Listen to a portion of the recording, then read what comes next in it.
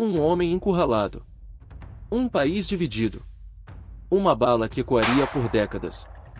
Esta é a história de Getúlio Vargas, o político que prometeu um Brasil moderno, mas o construiu com mão de ferro. O líder que criou direitos trabalhistas e censurou jornais. O estrategista e acabou enterrado como mártir. Este não é um vídeo sobre heróis ou vilões. É sobre contradições. Sobre como um estancieiro do Sul se tornou o espelho de um país em guerra consigo mesmo. Outubro de 1930. A República Velha, sustentada por café, coronéis e eleições fraudadas, desmoronava.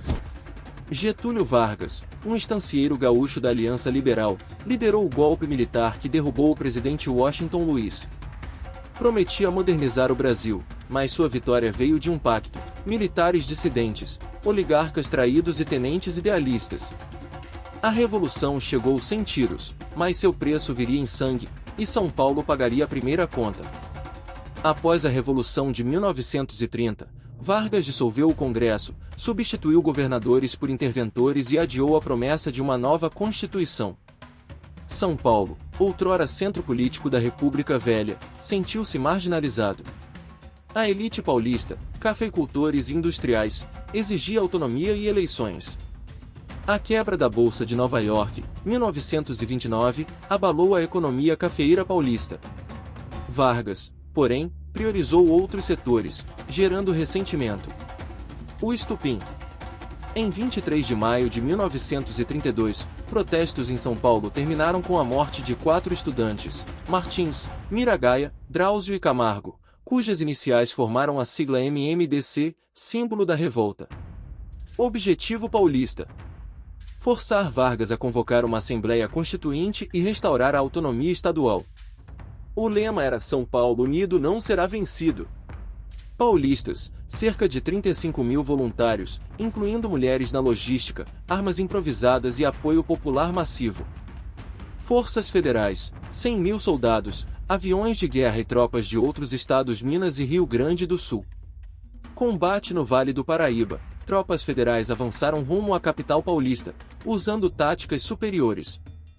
Em 2 de outubro de 1932, São Paulo se rendeu após 87 dias de combates.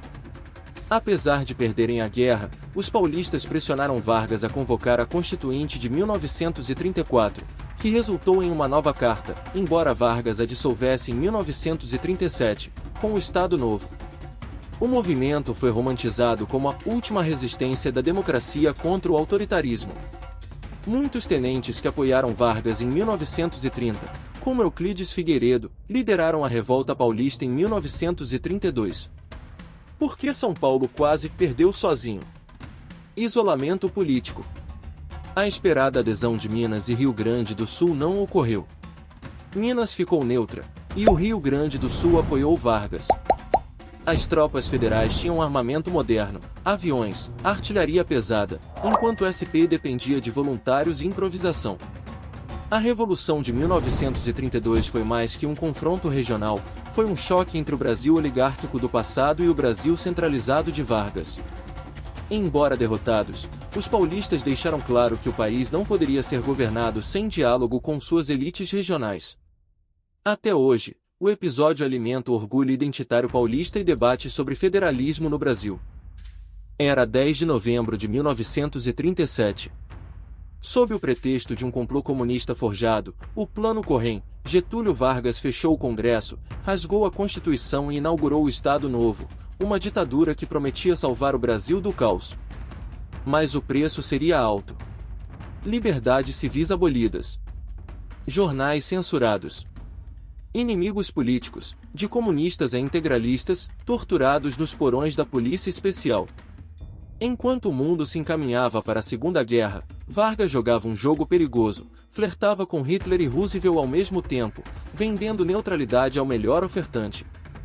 Até que o torpedeamento de navios brasileiros por submarinos alemães o empurrou para os braços dos aliados. Enquanto 25 mil soldados da Força Expedicionária Brasileira lutavam contra o fascismo na Itália, o Brasil vivia sob uma ditadura que usava os mesmos métodos que combatia no fronte. O fim viria em 1945, quando a vitória da democracia na Europa tornou insustentável a ditadura em casa. Vargas foi deposto, mas não derrotado. Deixou um país transformado, mais industrial, mais urbano, com direitos trabalhistas e cicatrizes profundas de autoritarismo. Sua sombra ainda paira sobre o Brasil. Foi ele um herói ou um tirano? A história ainda debate. Mas uma coisa é certa, o Estado Novo foi o espelho de um país que queria ser grande, mesmo que precisasse quebrar regras para isso. Era uma manhã de 1º de maio de 1943. Getúlio Vargas entregava aos operários um presente que mudaria suas vidas, a CLT. A consolidação das leis do trabalho garantia 8 horas diárias de trabalho, férias remuneradas, salário mínimo. Pela primeira vez, o Brasil reconhecia que um país não se ergue só com café e coronéis, mas com o suor de seus trabalhadores. Nas fábricas de São Paulo, nas docas do Rio, nas minas de Minas, o povo ganhava direitos. Mas havia um preço. Os sindicatos agora eram controlados pelo Estado, as greves proibidas, e quem ousasse criticar o governo desaparecia na madrugada, levado pela polícia especial. Vargas era o pai dos pobres, sim, mas um pai autoritário. Enquanto isso, o Brasil mudava. Nasciam gigantes de aço, a Companhia Siderúrgica Nacional, em Volta Redonda, transformava minério em vigas, trilhos, progresso. Vargas negociara com os Estados Unidos apoio à siderurgia em troca de bases militares na Segunda Guerra. O país entrava na era industrial, mas a sombra da ditadura pairava. Nas escolas, crianças aprendiam a ler com cartilhas que exaltavam o líder. Nos postos de saúde, médicos combatiam a malária, enquanto o rádio tocava sambas que uniam o Brasil de norte a sul. Até o futebol virou bandeira. Em 1938, o Brasil brilhou na Copa do Mundo, e o mundo conheceu Leônidas da Silva, a Pérola Negra, símbolo de um país que se queria mestiço e moderno.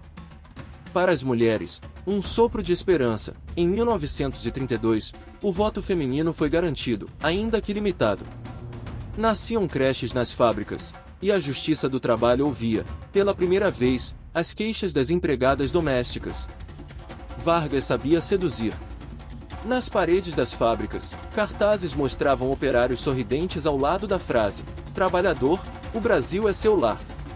Mas, nos bastidores, o mesmo governo que criava direitos também censurava jornais, prendia artistas e rasgava constituições. Até que, em 1945, a guerra acabou na Europa, e o Brasil cobrou sua democracia de volta. Vargas caiu, mas deixou raízes profundas. A Petrobras, criada em 1953 sob o brado "O petróleo é nosso", ainda hoje bate o coração do Brasil. Getúlio partiu em 1954, com um tiro no peito e uma carta-testamento que ecoa como profecia: "Deixo a vida para entrar na história". Seu legado? Ruas asfaltadas e direitos trabalhistas, mas também o hábito de acreditar que um salvador pode resolver tudo. Nas escolas, hospitais e usinas que construiu, há tijolos assentados com esperança e com lágrimas. Foi herói? Foi tirano? A resposta talvez esteja no samba que ele tanto promoveu, uma mistura de dor e alegria, como o próprio Brasil. 5 de agosto de 1954, Copacabana. A noite estava úmida, o mar agitado, como se pressagiasse o caos. Carlos Lacerda, o jornalista que desafiava Getúlio Vargas com manchetes afiadas, descia de seu carro na rua Toneleiro. Ao seu lado, o major Rubens Vaz, guarda-costas leal, olhava as sombras com desconfiança. Não deu tempo de reagir. Um estampido cortou o silêncio. Lacerda cambaleou, ferido no pé. O major, porém, tombou no asfalto, sangue escuro manchando seu uniforme impecável. O tiro que deveria calar uma voz crítica atingiu em cheio o coração das Forças Armadas e desencadeou uma tempestade que arrastaria Vargas para o abismo. A investigação revelou o inimaginável. O mandante era Gregório Fortunato, o Anjo Negro, chefe da guarda presidencial. O homem que deveria proteger Vargas agora o afogava em escândalo. Jornais gritavam assassinato no catete. Generais, outrora aliados, viraram a casaca. Nas ruas, estudantes queimavam efígies do presidente, enquanto militares sussurravam em quartéis: renúncia ou morte.